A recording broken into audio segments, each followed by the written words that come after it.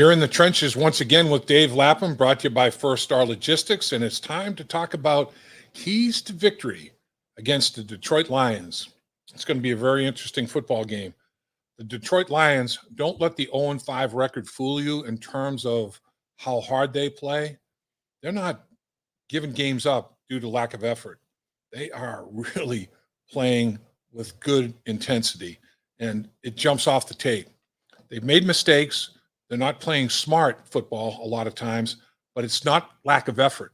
So you have to be physical. You have to put your big boy pads on in this football game because head coach Dan Campbell is going to have the Lions with their big boy pads on. There's no doubt about it.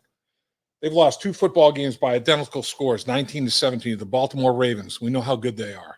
On a 66-yard field goal. Come on, man. That just doesn't happen. Then they lost the gun again to division rival Minnesota Vikings. So they've been in a couple of football games literally right to the gun. Don't take the Detroit Lions for granted. That's the first thing. Everybody, all the pundits, everybody's saying, this is a trap game. Trap game, 0-5 football team. You can't think that way. I mean, the Lions will come ready to play. You can't let the Packers' loss linger. You can't let one loss turn into 2. Fast start is going to be a key. Let's think about this. The Bengals scored 14 points in the first quarter. They scored 28 points in the second quarter.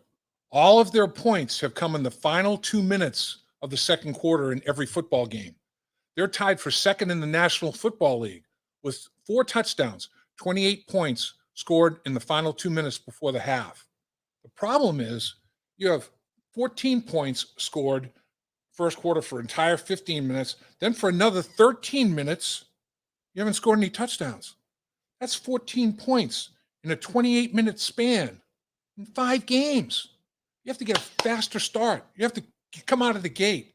You can't lollygag around against the Detroit Lions. If you let the Lions hang around, the longer you let them hang around, the more their confidence level is going to increase. And you're going to have a tiger by the tail, a lion by the tail, a bear by the tail, lions and tigers and bears. Oh my, you're going to have a zoo up there, man, by the tail. It's going to be a tough battle. My thing is to come out of the gates quickly, build a lead, finish strong, and then have the Detroit Lions thinking, because I've been on a team that started 0-8. And if you fall behind by a couple of scores, you say, I guess it's not going to be this week. That starts to enter your mind. You're a human being. That's hard not to have happen. But if you have a 2-score, if you're up by 10 or 14 points in the second half of the football game, you're like, this is it. This is the week.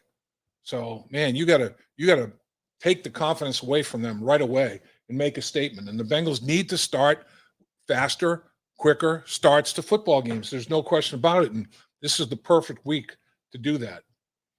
The turnover ratio. Jared Goff in the last 2 years going into the season threw 29 interceptions. I think that's the biggest reason Sean McVay was willing to let him go. I mean, he was a turnover machine. He also has small hands.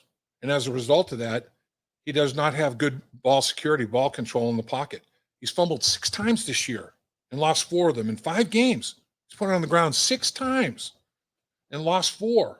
Now he's got 3 interceptions to boot this year, so he's got 7 giveaways in 5 games. You have to get some hits on Jared Goff. Test that ball security. Yeah, get yourself an extra possession.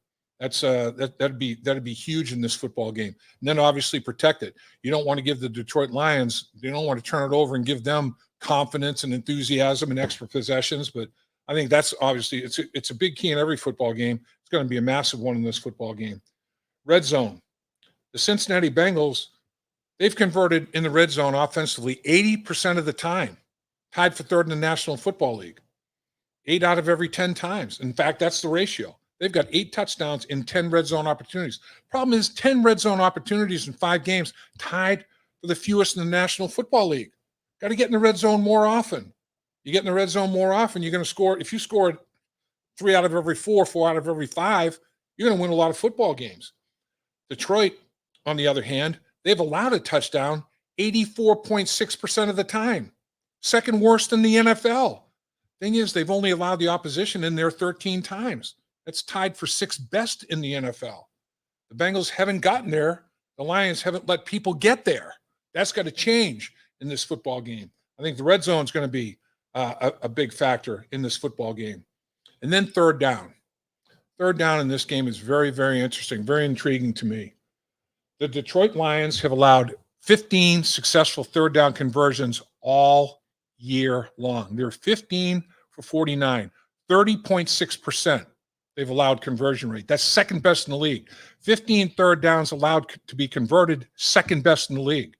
That's 3 a game. 5 games, that's 3 a game. 2 games, they've only allowed 1 third down conversion. Right? That's first time in team history, I believe, that's happened. They have been unbelievable on third down. Now, teams have taken care of business, obviously, on first and second down. That's what the Bengals are going to have to continue to do. Really, rip them up, big plays on first and second down. You want to stay out of third down against these guys, though.